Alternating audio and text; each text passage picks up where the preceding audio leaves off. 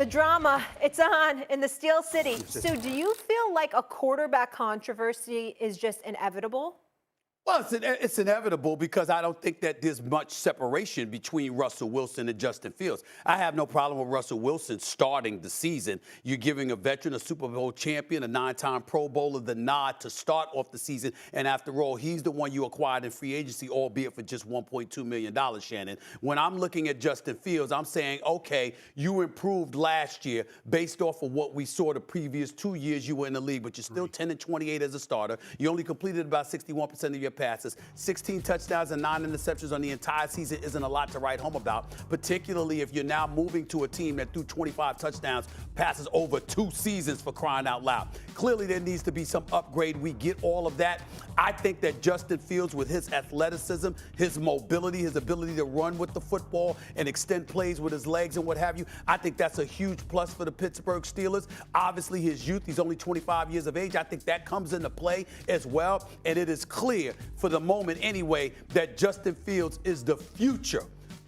Next season, however, starting game 1, you want that veteran. You want a guy with Russell Wilson. And let's see what he does. And if he performs well, he'll keep the job for that one season he's in Pittsburgh. Obviously, giving Justin Fields time to even learn from a veteran and to be in a much better situation than he was in Chicago. But there's nothing wrong with Russell Wilson starting the season, and there's no guarantee that he's going to finish game 1 of the regular season, Shannon, let alone finish the season as the starter. So I got no problems with it whatsoever. You could call it a quarterback controversy if you want to. As far as I'm concerned, it's a significant upgrade. I am a very happy man. Go on as Kenny Pickett. Go on as Mason Rudolph. Go on as Mitchell Trubisky. For Wilson and Justin Fields, I'm very happy. So I didn't know if you felt like one more than the other was a significant upgrade or equally. Okay. Both of them. I mean, it's a beautiful day in the Steel City, Shannon. It's a beautiful day. Shannon, they tell me if you have 2 quarterbacks, you have none. What do you think about this? Well, I disagree with that. I think what they were able to do was upgrade their quarterback locker room, and it only cost them $1.2 million and a 6th-round draft pick. So you can't beat that. Both of those quarterbacks, BOAF, both of those quarterbacks are better than anything they had in the previous quarterback locker room. But I agree with you, Stephen A. Russell Wilson is the quarterback as long as he plays well. I know what they maybe have promised Russ. Russ, this is your job. But my grandfather used to say all the time, promises are like pie crust, thin and easily broken. If you do not play well, Justin Fields is going to come in. And if I'm Justin Fields, I don't care what they told me. I'm coming in and I'm trying to compete and I'm trying to get better every single day. Because look at last year, they had the 25th ranked strength of schedule. This year is 3rd. They won 10 games last year. The expectations are, if we got better quarterbacks, our record should be indicative of the better quarterback play.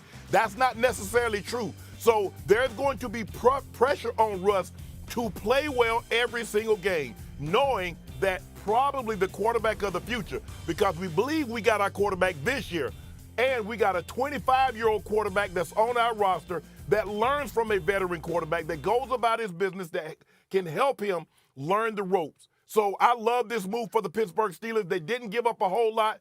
Chicago, you should have moved on from Justin Fields last year at the trade deadline because that's when his value was at the highest.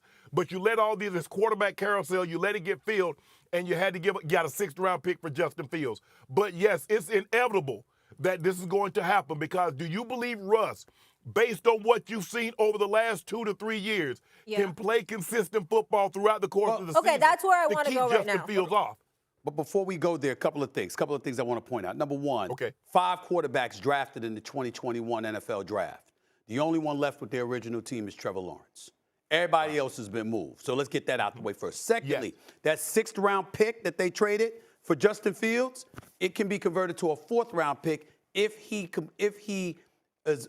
gets 51% of the snaps or more. So we got to take that into consideration as well. Having said all of that, I just want to say this. Russell Wilson could play, Shannon, like he played last year in Denver. He could sit up there and play the exact same way, and it would still be damn heaven compared to what we've been watching the last 2 years. And that's what. And then not only that, now he got Pickens to throw the football to. He got Fryman to throw the football to. He got running backs in Harris and that kid Warren, Jalen Warren. To run the football, right? Look, Jalen Warren's a bad brother. Now the brother can play. I'm looking at all of that. I'm like, I'm very, very happy. Okay, it all sounds great on paper, but what's the Steelers' ceiling this season? Like, what are we trying to do here? Shannon, I'm gonna sit up there and say a divisional playoff. I'm not gonna get too happy about the AFC Championship, but could the Steelers get to the playoffs and win a playoff game? Yes, they can. Yes, they can.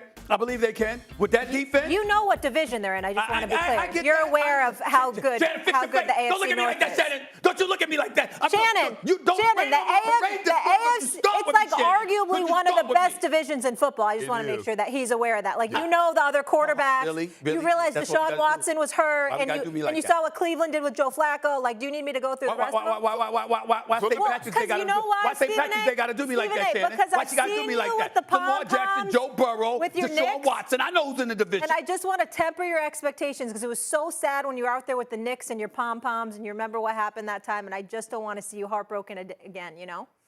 So the question, Stephen A. Go ahead, Shannon. At best case scenario, where do you think Russell ranks in the quarterback division? So if you say, okay, he's fourth behind Deshaun Watson, Joe Burrow, and Lamar Jackson. I'll concede that. Yes. They won 10 games last year.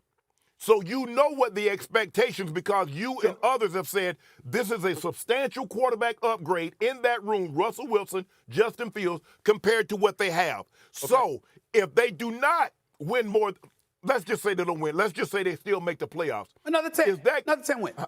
10 wins. They won 10 last year. That's what I'm saying. Ain't nothing wrong with going to another 10 wins. As long as they get in. As long as they get in, Shannon. Vegas can't be choosy. Right. Get in the playoffs, win one of them damn games, and we good. Have your Steelers had the best offseason thus far? I believe they have, Shannon. I believe they have. I mean, I'm looking at Quinn. First of all, you've upgraded your defense, and you got somebody to rush the passer with T.J. Watt, okay? You still got Fitzpatrick and those boys in the secondary, I have no doubt. You got Joey Porter Jr., so you got one of your corners solidified there. You got to get another one, but I like the personnel that they have in place. This is an elite defense already. Offensively, let's pay attention here. Do I like the fact that Deontay Johnson is going? No. They're talking to Mike Williams. They're one of the 4 teams I think he's going to visit this week, Shannon, if I remember correctly. I think the Jets are going to be another team. I think the Carolina Panthers are going to be another team. And I forgot who else, but damn it, he's going to end up wanting to come to Pittsburgh. Now, I know he's coming off an ACL injury, so we'll see what he does, okay? But you got him. Okay, you just acknowledged what they could do with the wide receivers. They plucked the wide receivers out of college better than anybody, right? You got this cat Pickens, who's all world. Fryermuth is no joke, okay? Your offensive line is improved, and this kid, Jalen Warren, along with Najee Harris in the backfield, all you needed was a quarterback. Somebody with a damn post behind center that the opposing defenses knew could be somewhat of a damn threat. That's what they got. I would have been happy if they got one of them. Never in my wildest dreams, Shannon, did I believe they'd get both 2 quarterbacks that started at least 11 games last year, in Russell Wilson and Justin Fields, one older now, all right, possibly looking for a new contract, but we'll see.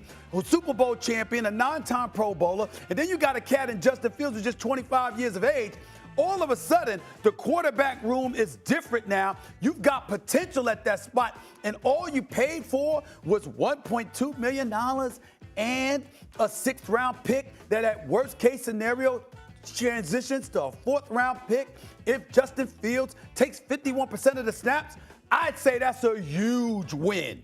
And I think the Pittsburgh Steelers have had a better free agency thus far than anybody.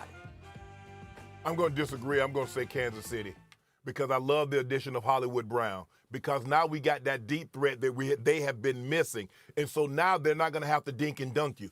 Think about what they did. They re-signed Chris Jones, who now is the preeminent. No questions about it. Aaron Donald has retired. He is the preeminent D tackle in all of football. But am I supposed to count him, Shannon? Am I supposed to? Where was he going, Shannon? Where was he going? I mean, I don't count that. Hold on. Was he a free agent, yes or no? Yeah. Okay, thank you. Yeah. Was Hollywood Brown a free agent? Like that. hey, but sometimes, Stephen A., it's all about keeping your guys. Drew Tranquill, who played really well, came over from the Chargers last year, played himself into a nice contract. See, what they're trying to do is just like, look, we know people.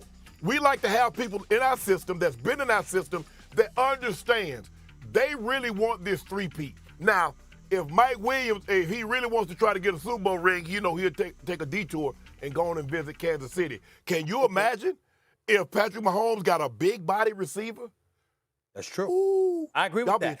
But last time I checked, that ain't happened. So I can understand now. Mike Williams ends up signing with the Chiefs. I would flow with you. But I'm supposed to believe that with Queen, along with Russell Wilson and Justin Fields, with the personnel that the Pittsburgh Steelers have, that Hollywood Brown going to the Kansas City Chiefs is the difference? I'm not falling for that. I'm not falling for that. He had over 1,000 yards playing with Lamar. He had over 700, 800 yards with the quarterback. So can you imagine what now with Patrick having an opportunity to throw the ball over someone's head with Rashee Rice and Kelsey working the middle of the field? Oh, I love this, man. I love this, Stephen A. Let me ask you a question. Can you imagine? Can we fantasize of what George Pickens is going to do with our quarterback at that spot? How about that, Shannon? I'm fantasizing whether or not he's going to give me all the effort, every single snap, every single game. Yeah, I fantasize about that, Stephen. I do. Oh, let me ask you a question. No, another time. I'm not absolving him from that kind of stuff. We get all of that. Yes. But you can speak to this better than most. When you got a quarterback, right? Yes. And you're looking at that quarterback room, and you're looking at an offensive coordinator that you got serious questions about with Matt Canada at the time. That a lot of people felt that they didn't know what the hell he was doing. And then you got quarterbacks that you don't believe in. That could lend itself towards a level of frustration where you're making more business decisions than football decisions on the football field. I'm not saying it's right, but am I accurate in saying that? Yes. But also you're going to have to factor in, this is Russ like fourth or fifth offense in the last 3 years. Yeah, that's fair. I don't disagree with that. I don't disagree with that. But I think that people, see, what bothers me about the Russ situation is that people are equating the Denver situation to Seattle. In Seattle, you had Pete Carroll. Now, Russ wanted more because he wanted to get that bag that Seattle certainly was not going to give to him. And that's why he facilitated his own departure and ultimately Geno Smith coming in there and taking over. Denver was a bad situation. Him and Hackett in there was a disaster year one. And year two, the residue of what they had done was so egregious that Sean Payton couldn't stand them. And that had a lot to do with that kind of stuff. That's not about, Russell Wilson can't play. It was about a situation in Seattle. They weren't willing to invest in him, but so much long term. And in Denver, you had him and a coach who were oil and water. True.